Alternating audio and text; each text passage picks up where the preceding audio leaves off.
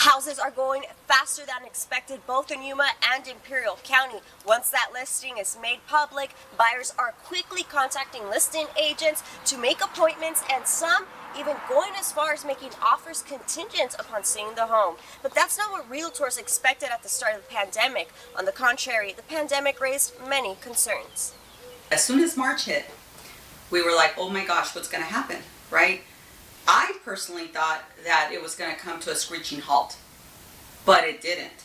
Right around March kind of until June, July, when people didn't know what is happening in the market. At first I was a little scared. I was like, what's going to happen? I mean, are we all going to lose our job? Nobody's going to be able to buy houses. Despite the fearsome concerns, things continued to move along. Since June, there has been a huge demand of homes, causing prices to continue to rise. Due to the pandemic, the federal government is trying to help general person, and they have reduced the interest rate dramatically. Some people can buy, depending on their credit, the homes as low as sometimes 2.5% to 2.75, 3%, which is very, very low. And that is definitely helping a lot of buyers in making their decision to purchase the homes.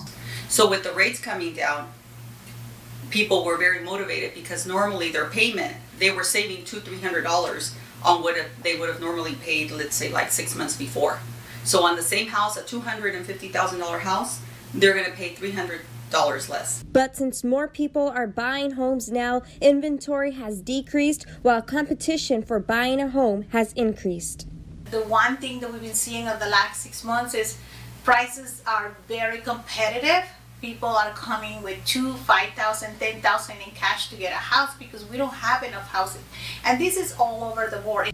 Valentina Estes was able to help a client from Texas trying to move to California. The client had to live in a hotel with her 2 dogs. But once Valentina pulled her loan from Texas, she was able to find her a home within a month. We needed to get her out of the hotel. She was like right in the middle of the pandemic with 2 dogs in a hotel. And she was paying like $1,000 a week to be in the hotel.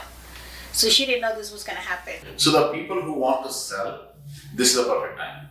Because they are getting top of the market price. We have not seen these kind of prices since 2006. For buyers, you may be competing. You may be competing against other buyers, and so make sure you're pre-qualified with your lender. And once you're ready, you really need to write that offer up very clean. There can't be a lot of conditions because if there is, you are going to be competing with at least 4 to maybe 6 people. Real estate agents have also had to keep up with COVID-19 protocols to help keep their clients safe. One of the precautions, buyers and sellers must sign a form stating they are COVID negative.